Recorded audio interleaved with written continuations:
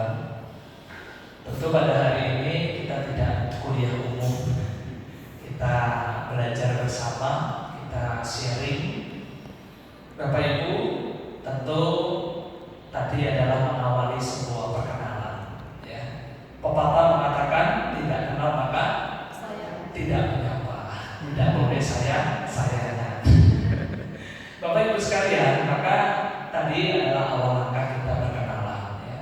Materi itu bisa dibaca di buku, ya, banyak sekali di buku-buku. Cuma apa yang hendak kita dapatkan pada kesempatan malam hari ini adalah sebuah pengalaman. Mungkin dari setiap pembicara itu punya perspektif yang berbeda, tetapi landasan teori tetap harus sesuai dengan yang kita kapali. Bapak Ibu, nah kalau kita berbicara masalah hidup sukses, bagaimana cara Bapak Ibu, saudara-saudari melihat sebuah kesuksesan? Jangan tegang ya, kita santai saja. Kita tidak kuliah umum. Bagaimana Bapak Ibu kita menanggapi yang namanya sebuah kesuksesan?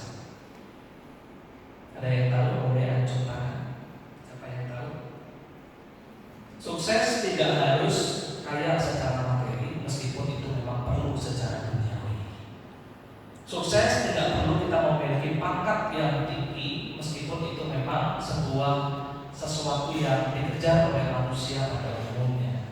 Tetapi yang paling penting, sebuah kesuksesan adalah nilai di mana kita bisa melakukan sebuah perubahan dari yang 0 menjadi angka 9. Artinya apa?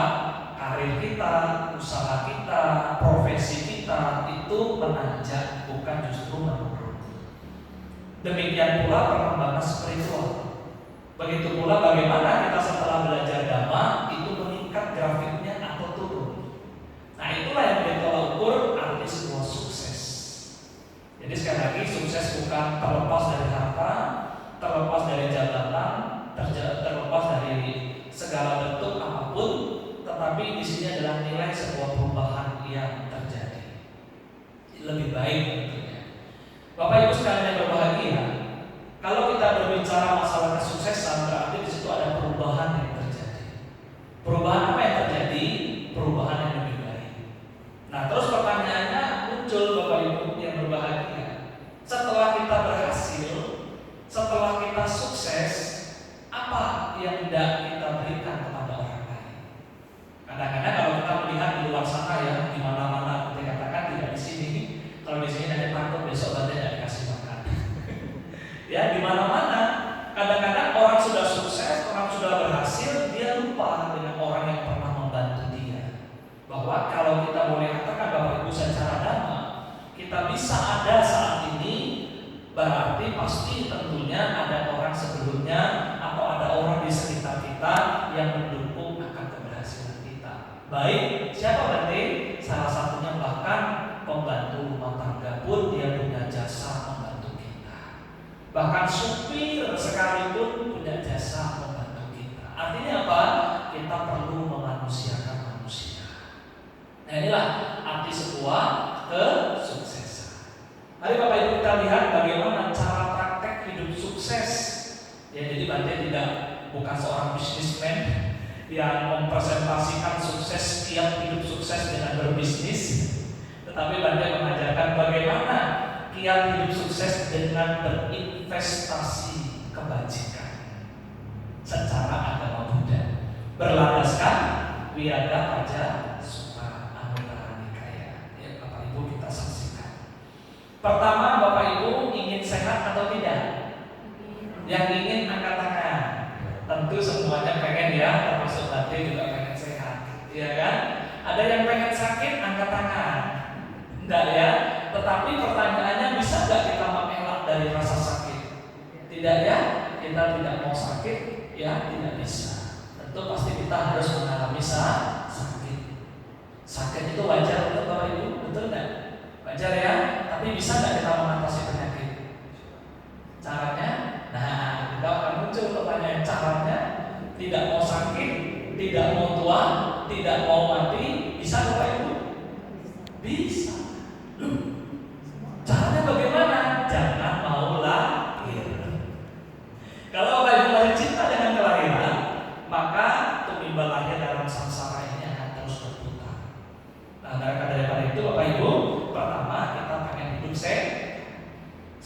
terbagi menjadi dua. Sehat secara luar dan dalam. Luar itu jasmani, dalam itu batin. Nah, bagaimana Bapak Ibu ingin sehat secara jasmani? Tentu tidak bisa terlepas dari perbuatan wajib yang harus dilakukan. Nanti kita akan kupas lebih dalam. Di sini dikatakan manusia inginnya sehat terus. Apakah mungkin? Nah, kalau kita berbicara masalah kesehatan Bapak Ibu, Sang Buddha mengatakan tubuh kita ini adalah sarangnya penyakit. Setuju nggak? Setuju? Mari kita cocokkan pemikiran. Senin flu, Selasa batuk, Rebo encok, Kemis migrain, apalagi Jumat rematik, Sabtu mencret, Minggu mati. Artinya apa? Tubuh kita ini gudangnya penyakit. Ini sabda Sang Buddha. Perlu kita hindari rasa sakit, pasti akan kita alami. Bapak Ibu, kita tidak perlu takut dengan penyakit. Artinya apa? Artinya memang penyakit itu akan datang setiap saat pada kita. Tergantung satu, pola makan yang salah, dua, pola hidup yang salah, dan yang ketiga, kita tidak waspada. Apa yang sekarang terjadi Bapak Ibu? Virus corona. Perlu Bapak Ibu takut? Perlu takut? Yang perlu waspada. Takut boleh, tetapi yang bahaya apa kira-kira Bapak? Kita semua apa yang bahaya? Takut secara berlebihan. Nah, kalau Bapak Ibu punya Facebook, jadi Bapak Ibu bisa buka uploadan pesan dhamma dari Yang Mulia Bante Satrajito. Beliau berpesan, tidak boleh takut secara berlebihan. Memang penyakit tidak bisa kita hindari. Penyakit itu ada dekat di sekitar kita. Cuma lagi pengen, lagi heboh, lagi viral itu Corona 19, ya, COVID-19. Kalau kita pikir-pikir Bapak Ibu, mari kita satukan pemikiran. Kira-kira di luar virus Corona itu ada nggak virus lain yang dekat dengan kita? Influenza itu disebabkan oleh virus, batuk disebabkan oleh virus, tipes disebabkan oleh virus, TBC disebabkan oleh virus. Tapi kok nggak viral ya? Kenapa Bapak Ibu? Nah, karena ini ada sesuatu hal di balik itu semua. Bapak Ibu saudara-saudari, maka secara surat edaran Sangga Dalam Indonesia berpesan kepada kita untuk selalu mengucapkan parita dengan membaca Ratana Sutta. Satu, yang kedua jaga kesehatan, jaga kebersihan, jaga diri baik-baik. Nah, selanjutnya Bapak Ibu, yang kedua adalah kesehatan secara batin. Bagaimana caranya? Caranya adalah Bapak Ibu selalu menjaga pikiran dengan baik, tidak mudah stres, tidak mudah marah, tidak mudah jengkel, benci, tersinggung dan lain sebagainya. Nah, dengan demikian, kalau tubuh jasmani sehat, batin sehat, maka Bapak Ibu pun bisa memperoleh sejahtera. Mau sejahtera enggak? Yang mau angkat tangan. Semua mau sejahtera. Caranya bagaimana? Ya kan? Nah, Bapak Ibu, manusia inginnya sejahtera tapi kurang menjaga diri. Nah, Bapak Ibu Bante mau tanya, antara keinginan dan kebutuhan itu sama atau beda? Bedanya di mana? Samanya di mana? Keinginan itu lebih condong kepada nafsu. Nafsu. Tapi kebutuhan memang benar-benar yang diperlukan untuk kehidupan. Diperlukan untuk kehidupan. Contoh Bapak Ibu sekalian, punya HP satu, kebutuhan atau keinginan? Dua? Tiga? Solusi. Buka konter handphone. Bapak Ibu yang berbahagia, memanglah kadang-kadang kalau kita melihat pohon kilesa, pemerintah Yanyo itu pernah memberikan gambaran. Jadi pohon kekotoran batin itu dibagi jadi tiga. Itu contoh penggambaran. Jadi pohon itu Bapak Ibu kalau kita lihat daun yang rindang itu namanya kilesa. Kekotoran batin yang sifatnya kasar, bisa dilihat dengan kasat mata. Ya kan? Nah, terus ada lagi batang pohon, itu adalah kotoran batin yang sifatnya menengah,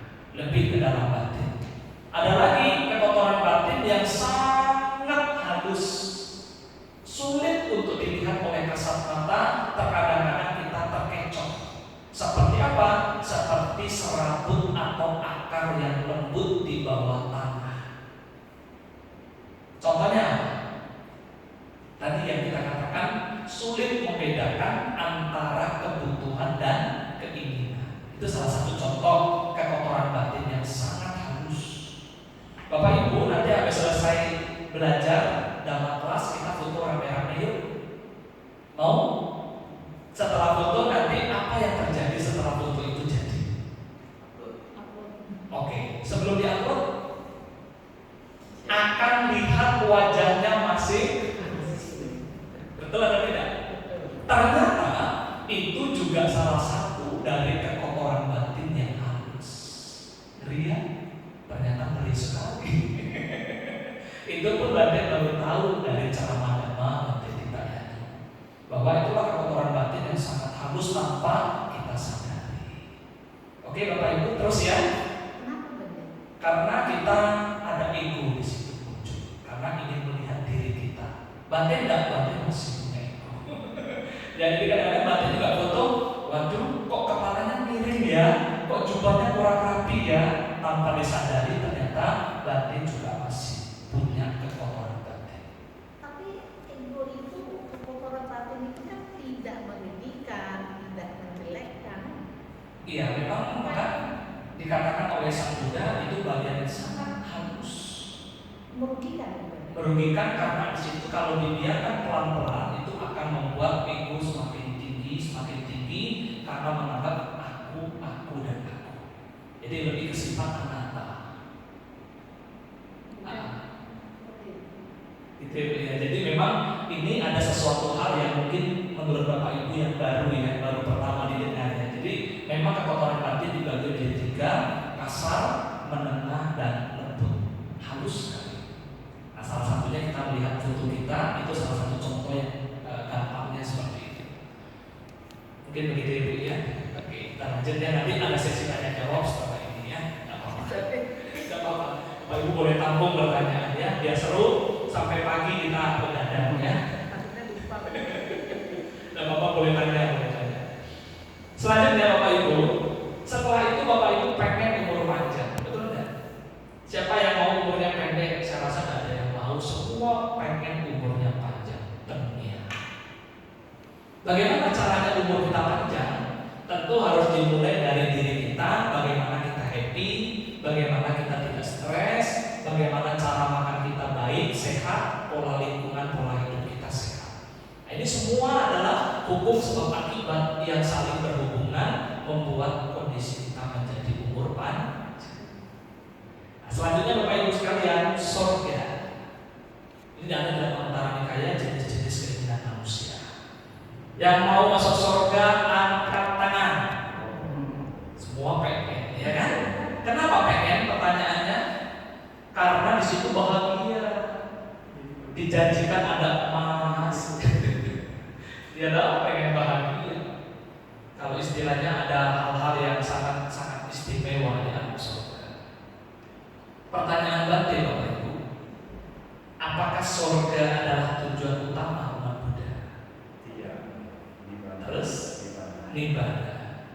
Surga ternyata tidak kekal Bapak Ibu. Surga dalam agama Buddha banyak, boleh pilih ya, mau masuk alam mana bebas, pilih saja. Iya tak? Bukan surga yang satu, tapi berapa Bapak Ibu? Berapa?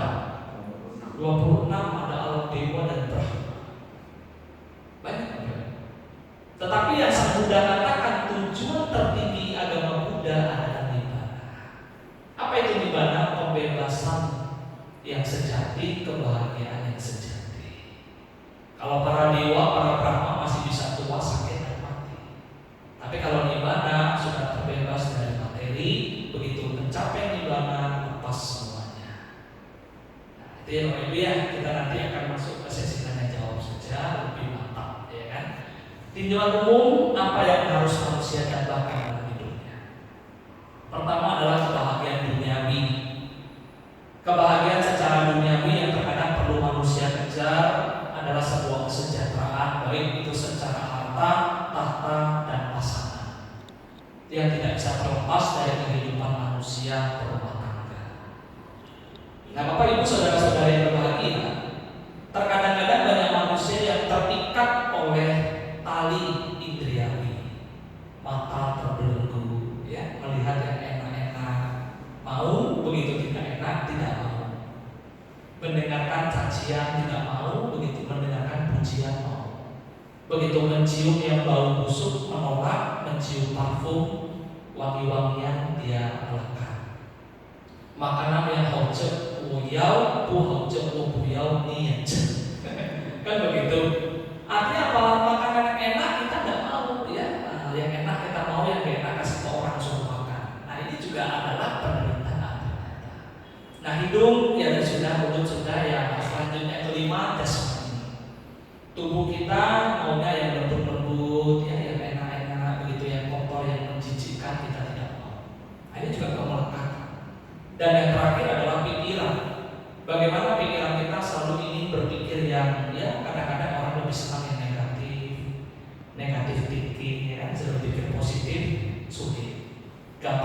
curiga dengan orang lain, gampang berburuk sangka dengan orang lain. Nah, ini juga bagian daripada kekotoran batin.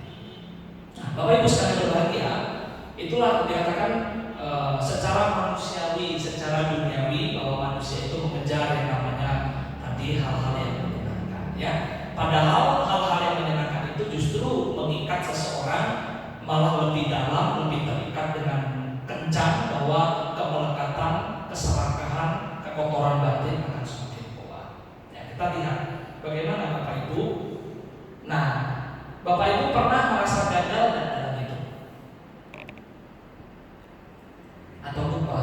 Kegagalan hidup sangatlah kompleks dari aspek ekonomi, rumah tangga, pendidikan, dan spiritual. Siapa yang pernah gagal?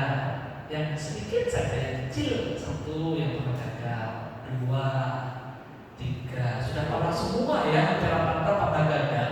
Gagal yang sangat kecil, contohnya apa? Ibu-ibu aja dulu, kira-kira. Contoh gagal yang gampang kita temui, sederhana. Kira-kira ada yang tahu ibu-ibu? Yang bapak-bapak meditasi dulu, yang ibu-ibu dulu, ada yang tahu? Gagal dalam membuat kue. Pernah nggak? Pernah ya? Sudah adonannya bagus, bumbunya sudah pas, ya semuanya sudah oke. Begitu masuk ke oven dikeluarin utuh. Ya kan? Nggak jadi, gagal.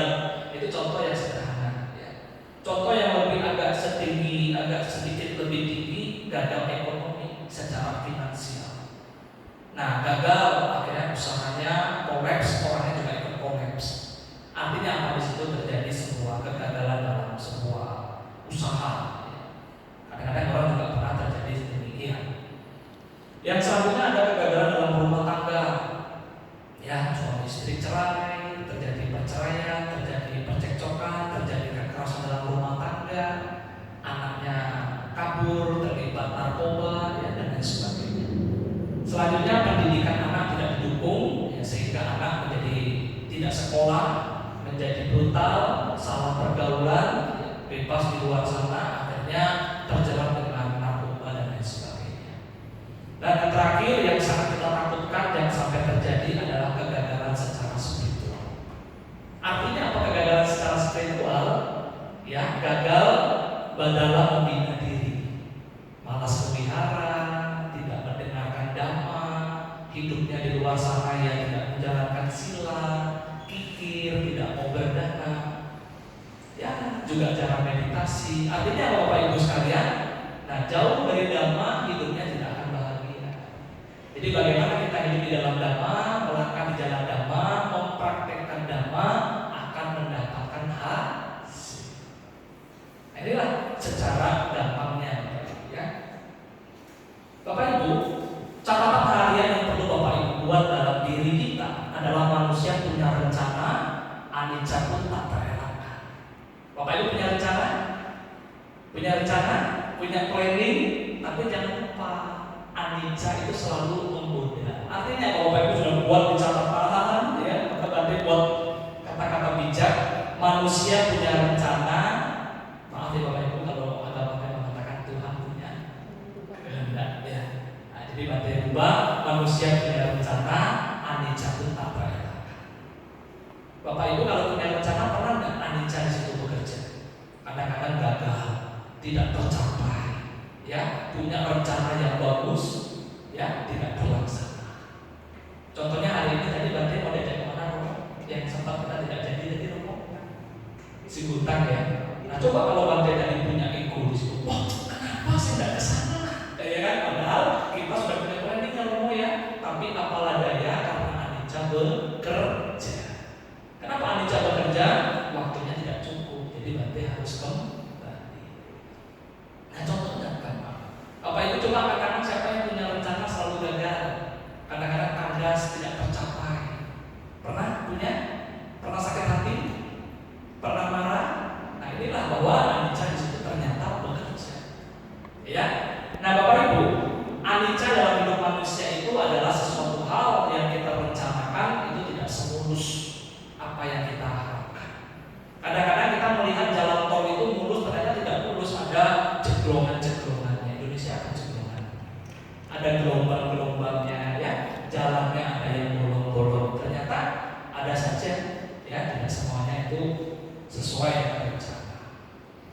Nah, pada saat Bapak Ibu punya planning, Bapak Ibu punya rencana, ternyata di situ tidak terlaksana, tidak tercapai apa yang menjadi batin Bapak Ibu yang muncul. Pasti ada rasa marah, rasa kecewa, ya, rasa jengkel, rasa penyesalan. Itulah bentuk duka. Kalau gampangannya kita katakan duka itu adalah ketidakpuasan. Hati kita tidak puas, kita merasa tidak happy. Itulah dikatakan sebagai duka. Yang kedua, kalau Bapak Ibu mencari sumber duka di mana ada sakit, di mana ada rasa jenuh, ternyata tidak kita temui.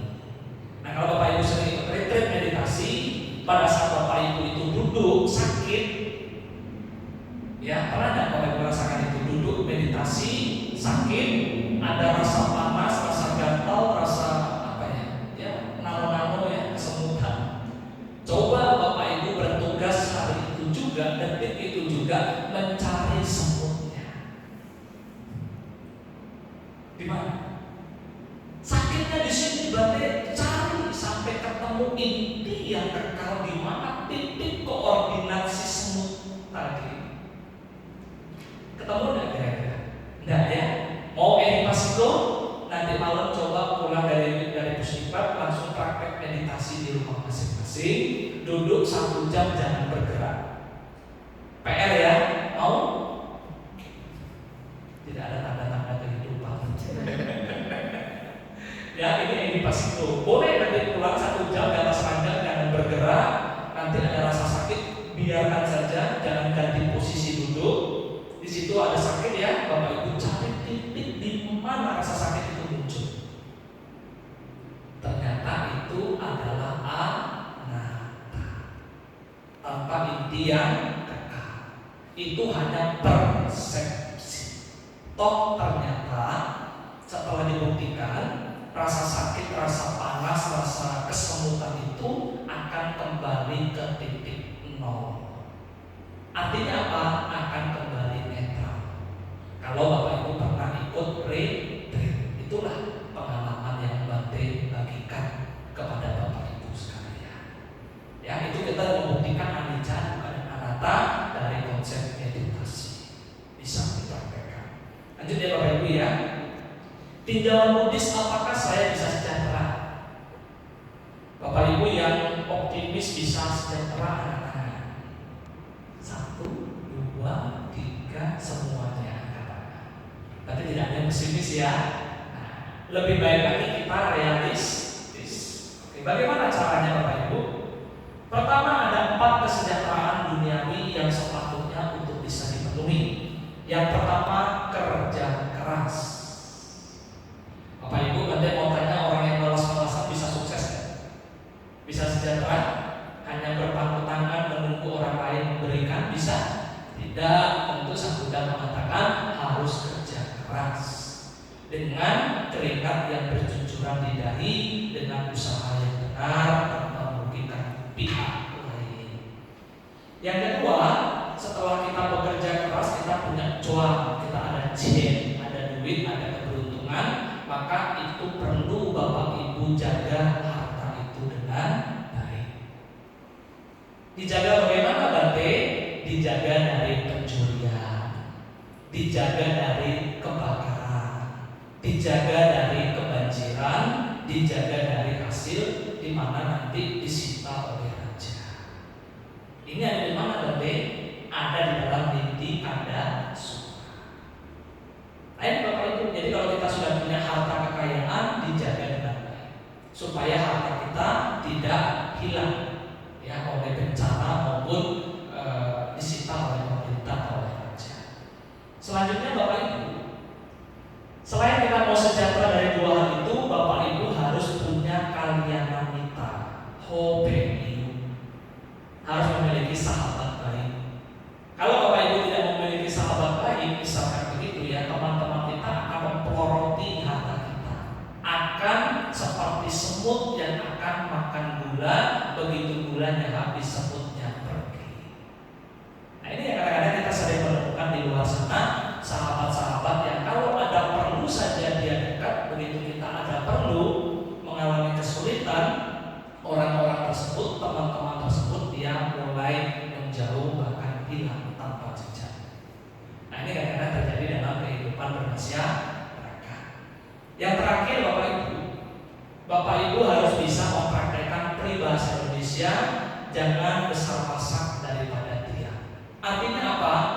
harus mampu memanage keuangan dengan baik sehingga usaha yang Bapak Ibu miliki tetap bisa sejahtera. Artinya apa? Kadang-kadang kita melihat banyak pengeluaran daripada pemasukan. Maka dalam ilmu Feng Shui orang-orang Tionghoa, pintu depan selalu lebih besar daripada pintu belakang. Betul nggak Bapak Ibu? Artinya apa? Saya pernah dengarkan ceramahnya dari Bante Utamo, dari Erwin Yang. Ini dalam perspektif Feng Shui ya. Nah, itu pernah mengatakan filosofi pintu yang lebih besar itu diharapkan rezeki yang masuk itu besar. Pintu belakang kenapa lebih kecil? Diharapkan rezeki yang kita dapatkan itu tidak dikeluarkan secara boros, maka pintu belakang itu kecil. Artinya apa? Kita sudah diajarkan oleh nenek moyang kita, kongco kita untuk hidup maka makna filosofi pintu menjadi simbol ya bagaimana kita lihat rumah-rumah orang itu pintu depan lebih besar, pintu belakang pasti lebih kecil. Itu ilmu secara umum ya Bapak Ibu ya. Nah selanjutnya Bapak Ibu, ada hal-hal yang tidak boleh Bapak Ibu saudara-saudari biarkan. Itu adalah tentang kebocoran terhadap harta yang Bapak Ibu miliki. Contoh ini ada tadi ya Bapak Ibu, isinya air. Begitu ada satu lubang dibiarkan, kira-kira air itu akan tetap berada di posisi yang sama atau berkurang? Berkurang ya, bahkan bisa habis. Apalagi lubangnya 2, lubangnya 3, lubangnya 4, airnya pasti akan habis. Pertama, Bapak Ibu harus menghindari yang namanya mabuk-mabukan. Sekaya apapun seseorang, kalau sifat pemabuk tidak bisa dihilangkan, maka ini adalah sebuah kebocoran yang pertama. Ya, nanti akan habis hartanya. Ya. Nah, yang kedua adalah judi. Nah, judi juga bisa menyebabkan keborosan harta. Nah, kalau orang minum, ya Bante tidak apa-apa lah, Bante kan pengen Bante cepat-cepat. Setahun sekali kan cici ya Bante. Kan minumnya cuma seloki aja, Bante tidak banyak-banyak. Boleh nggak Bapak Ibu? Hah? Seloki aja. Cincai-cincai ya, boleh nggak? Nggak boleh ya. Kalau dibolehkan 1 seloki, nanti kalau 10 rumah sudah 1 kaleng lebih. Iya kan? Nah, Bapak Ibu sekalian, tetap yang namanya pemabukan, menghilangkan kesadaran atau melemahkan kesadaran itu tidak boleh dilakukan. Ya. Jadi bagaimanapun kalau bisa dihindari. Jadi bunyi Pancasila Buddhis apa? Bukan tidak boleh, tapi melatih diri untuk menghindari. Ya, tapi kalau terpaksa harus minum, arti kata dalam tanda kutip untuk pengobatan, ya mungkin bisa ada pertimbangan di situ selama kesadaran Bapak Ibu tetap terjaga. Ya, siapa contohnya? Contohnya para nelayan di pinggir laut. Ya, mereka kadang-kadang minum untuk menghangatkan tubuh. Kadang-kadang di luar negeri karena dingin orang minum whisky. Ya kadang-kadang ingat saja kalau atas saran dokter itu sebagai obat, silakan. Kita orang Tionghoa pernah nggak masak jampo pakai arak? Pernah ya? Itu boleh nggak? Boleh nggak? Ingat kalau tujuannya untuk obat dipersilakan. Tapi kalau untuk bersenang-senang, untuk melemahkan indria kesadaran dengan sengaja, nah itu yang perlu dihindari. Ya. Bapak Ibu sekalian, judi. Nah, ada orang bertanya kemarin dengan Bante sempat sedikit apa yang namanya ya, alot ya, keras dalam diskusi. Kira-kira kalau main saham itu masuk judi ya? Ya, nah itulah Bante tidak mau menjawab kemarin. Bante akan mengembalikan kepada umat yang menjalankan. Kenapa Bante nggak tahu? Bante buta tentang saham. Karena Bante nggak pernah ikutan. Intinya, kalau ada orang yang dirugikan di situ, ya ada niat untuk melakukan keburukan, itu sudah terjadi pelanggaran sila. Yang penting kembali ke niat yang tidak baik. Nah itu, ya. Jadi soal saham itu kembali kepada Bapak Ibu ya, yang mungkin lebih mengerti apakah masuk kategori merugikan dalam kategori judi atau tidak. Ya, yang jelas kalau togel itu masuk judi. Ya. Bapak Ibu yang berbahagia. Selanjutnya perbuatan asusila. Perbuatan asusila itu adalah ketergilaan terhadap seks bebas. Itu juga akan menyebabkan harta kita menjadi boros. Artinya apa? Ya selalu jajan di luar ya. Artinya di sini tidak setia dengan pasangan, ya tidak cukup satu. Dia saya setia kok, nanti setiap tikungan ada di sana, ada di sana selingkuhannya, ya. Artinya apa? Jangan dipelesetkan istilah setia. Benar-benar setia. Jadi perselingkuhan pun itu ternyata juga pelanggaran. Ya, artinya apa ya? Kita tidak setia dengan pasangan. Harus merasa puas dengan apa yang dimiliki. Nah itulah arti Bapak Ibu sekalian. Kalau punya selingkuhan, kita katakanlah ketergilaan di luar sana, ya tentu harta itu akan menjadi boros, akan habis untuk menghidupi selingkuhannya. Nah ini yang dikatakan bagaimana ketergilaan dalam seks itu di luar itu tidak diperbolehkan, ya. Yang terakhir, teman yang tidak baik. Teman yang tidak baik akan menyebabkan harta kita habis atau tidak, kira-kira Bapak Ibu? Habis ya, sudahlah, tidak usah pelihara, tidak usah muslimat dengan batik udah seno diskusi damai. Lebih baik kita ke pinggir sana, kita mojok, kita minum, kita main judi. Enak tak? Enak. Akhirnya tergodalah orang itu, maka tidak mau datang ke wihara, katakan seperti itu. Nah inilah teman-teman baik sangat menopang, mendukung keberhasilan kita, kesejahteraan kita dalam menjalani hidup, terutama pergaulan secara karir maupun secara spiritual. Kalau teman kita semua yang tidak baik itu berkumpul, maka aura negatifnya akan ketempelan sama kita. Percaya atau tidak, saudara-saudara? Boleh kita satukan pemikiran? Kalau saya minta Bapak Ibu menyiapkan 2 kain bersih, kira-kira sampai sini paham?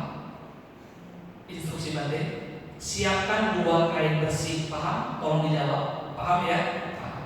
1 kain bersih bungkus bangkai tikus. Sudah? Oke? Buang bangkainya, kainnya jangan dicuci, taruh. Bau dan bekasnya itu tempel. Ambil lagi kain yang bersih, bungkus kayu cendana, persembahkan di altar, kainnya bawa ke sini, kita cium, bau wangi. Sang Buddha mengatakan jangan bergaul dengan orang-orang dulu sesuai isi Manggala Sutta. Bergaulah dengan mereka yang bijaksana, maka kita akan memperoleh manfaat. Artinya Bapak Ibu, kita bergaul dengan orang yang nggak baik, nggak dapat apa-apa. Yang dapat apa? Cuma nama jeleknya aja. Wah, anak dia bergaul sama itu. Tapi orang lebih bijaksana mengatakan lebih baik lagi bagaimana? Mari tugas kita bersama untuk menyadarkan mereka kembali ke jalan Dhamma. Itu lebih bijaksana. Tidak menjauhi, tidak memusuhi, tidak mengucilkan, tapi kita peduli karena praktek cinta kasih dan kasih sayang. Setuju Bapak Ibu? Kalau ada teman-teman kita, saudara-saudara kita di dalam Dhamma yang tersesat, tugas kita bersama menyelamatkan mereka dengan memperkenalkan Dhamma yang indah pada awalnya, indah pada pertengahannya, dan indah pada akhirnya. Itulah Dhamma. Setuju? Bukan karena dia jelek terus Bapak Ibu menjauhi, tidak, tapi selamatkan mereka, sadarkan mereka, ajak mereka ke Pustupa, ke wihara untuk praktek. Mau Bapak Ibu? Mau ya? Ya, itu tugas kita bersama. Bapak Ibu saudara-saudari. Nah kalau kita memiliki teman-teman yang tidak baik, tentu ini semua akan terjadi. Ajak kita mabuk, ajak kita berjudi, ajak kita untuk ya nakal-nakal di luar sana dalam tanda kutip melanggar sila ketiga. Ya. Akhirnya inilah yang menjadi kita tidak bisa menjadi sejahtera. Harta yang kita dapatkan akan terkuras pelan-pelan. Nah, ya, sehingga Bapak Ibu sekalian ada hal-hal yang harus dilakukan berupa penghindaran.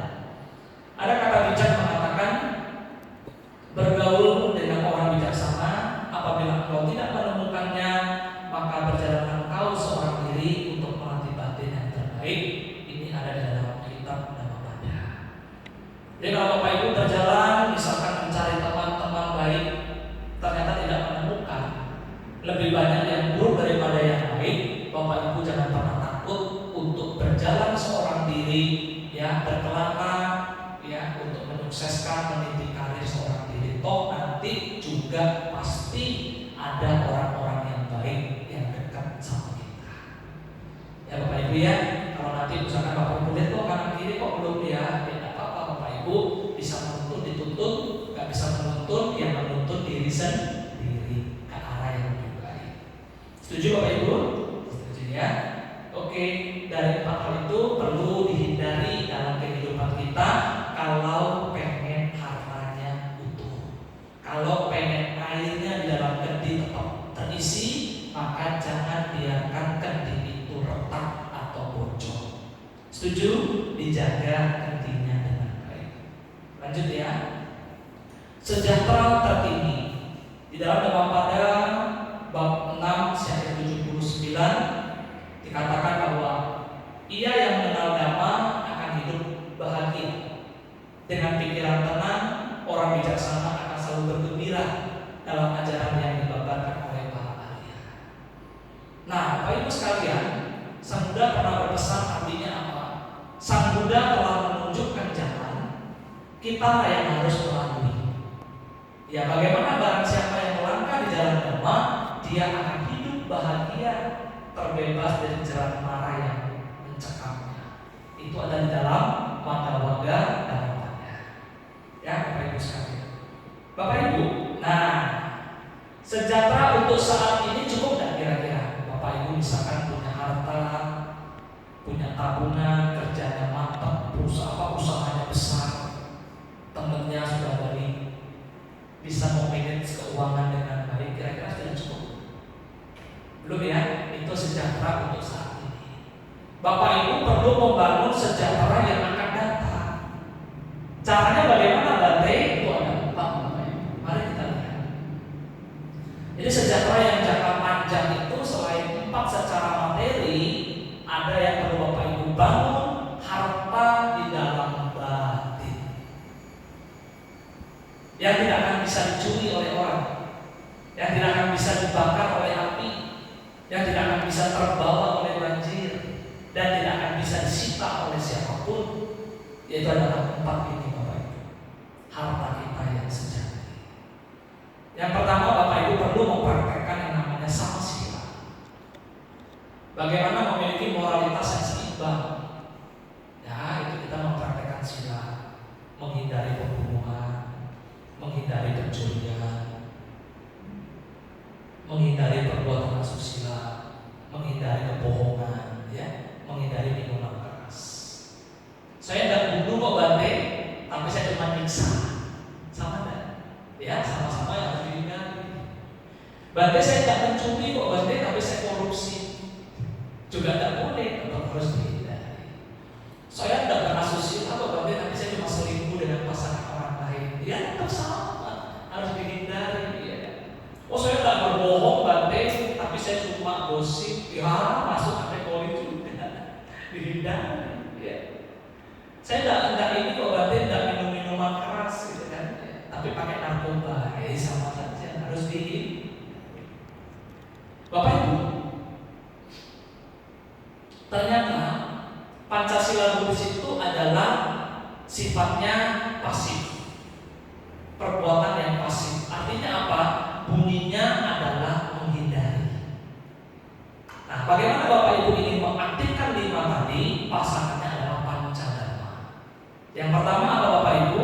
Tidak menghindari pembunuhan, harus mengembangkan metta karuna. Salah satunya apa? Bisa vaksin, yang bisa menolong orang yang sedang kesusahan, mengunjungi panti jompo, panti asuhan, panti anak cacat. Ada umat kita yang kesulitan, kita bantu. Ini praktek daripada mengembangkan metta karuna. Yang kedua, menghindari apa tadi? Menghindari pencurian. Caga, kembangkan sifat kedermawanan. Punya sedikit harta, dedikasikan buat perkembangan budaya. Ya, tidak harus banyak. Yang ketiga apa Bapak Ibu? Tidak boleh terjadi pelanggaran asusila, menghindari asusila. Bagaimana caranya? Mengembangkan samputi, punya rasa puas terhadap pasangan. Yang keempat apa Bapak Ibu? Menghindari kebohongan. Bagaimana caranya? Sama waca, berbicara yang benar. Bante Dhamma Sumbo pernah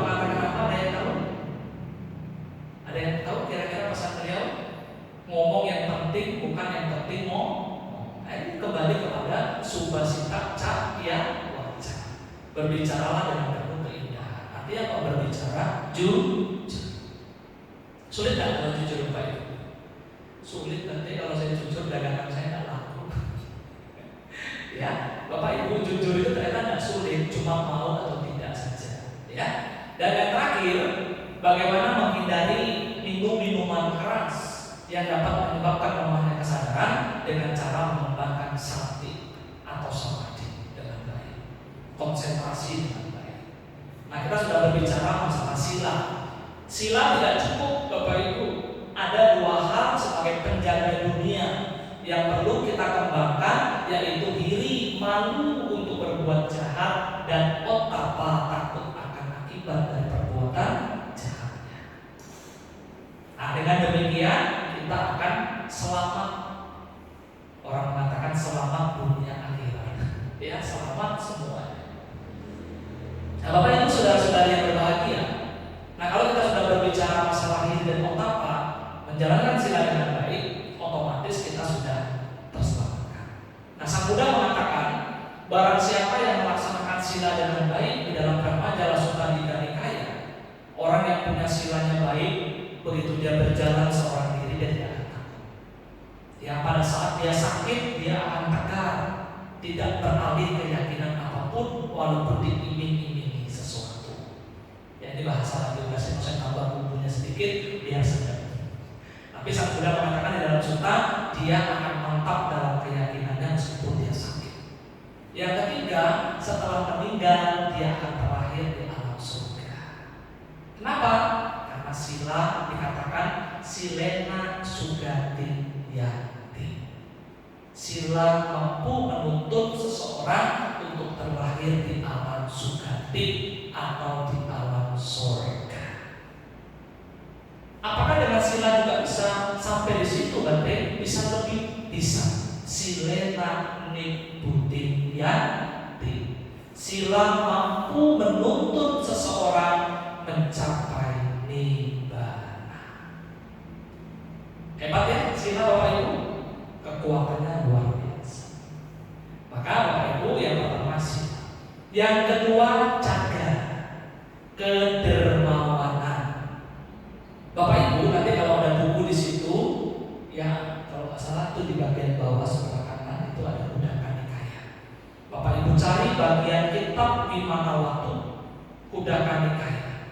Sebagai bentuk ehipasiko di situ seluruh sabda Sang Buddha terkait tentang orang yang senang berdana setelah meninggal dia akan terlahir di alam surga, di alam tawabimsa, di alam 33 dewa. Itu menjadi acuan dasar kadang-kadang Bante berceramah. Ini loh buktinya banyak orang yang senang berdana, tidak pelit, tidak kikir, punya sifat-sifat kedermawanan, maka dia akan terlahir di alam bahagia setelah nanti dia meninggal. Pada saat yang hidup saat ini Bante bisa rezekinya lancar, tidak tersandar-sandar, usahanya semakin maju. Nah, itu banyak bukti bahwa orang yang gemar berdana. Ada landasan orang berdana itu apa, Bante? 3 syarat. Yang pertama, dia harus bahagia dulu sebelum memberi. Kalau belum memberi sudah mengkerut kayak jeruk purut ya. Udah mau berdana, Bante. Ya, bahagia enggak? Tidak, itu harus bahagia. Pada saat Bapak Ibu memberi bahagia, setelah memberi Bapak Ibu harus bahagia. Nah, dengan demikian maka hasil kekuatan dana akan terjadi. Itu syaratnya. Yang kedua apa? Harus ada yang menerima dana. Siapa yang menerima? Oh, ada yang mau didanakan ke panti asuhan. Oh, ada. Ada panti asuhan tapi tidak ada yang berdana tidak akan terjadi. Jadi ini harus saling berhubungan. Nah, selanjutnya Bapak Ibu sekalian, ada yang ketiga adalah sada, keyakinan. Bante keliling Nusantara, keliling Indonesia, tidak sedikit banyak umat Buddha yang beralih keyakinan masalah perkawinan beda agama. Mau diakui tidak diakui ini terjadi. Berarti di sini menunjukkan mulai tergoncang. Hal yang lain apa berarti? Hal yang lain sekolahnya tidak memiliki guru agama Buddha. Hal yang ketiga apa berarti? Hal ketiga karena faktor ekonomi keluarga, faktor kesejahteraan, sehingga ada hal-hal yang membuat dia harus beralih keyakinan. Faktor yang lain apa berarti? Faktor yang lain ya karena memang orang tuanya tidak mengarahkan putra putrinya untuk rajin ke wihara. Nah, sekarang solusinya apa? Solusinya paling tidak kalau di sekolah itu tidak punya guru agama Buddha, tugas orang tua mengarahkan putra putrinya untuk ikut sekolah minggu Buddhis di Puspituan atau di wihara. Itu solusi. Yang kedua, ikut sertakan putra putrinya Pabaja sama Merah Atas Silani yang diselenggarakan oleh Sangga Theravada Indonesia. Atau apalagi lebih mantap lagi, ikut sertakan meditasi. Dan banyak retret-retret di luar sana. Bapak Ibu ikutkan putra putrinya. Syukur-syukur Bapak Ibu ikut juga. Jangan anaknya dititipkan orang tuanya ke luar negeri, jalan-jalan repot. Ya, ini yang penting. Tugas orang tua ikut dampingi putra putrinya meditasi.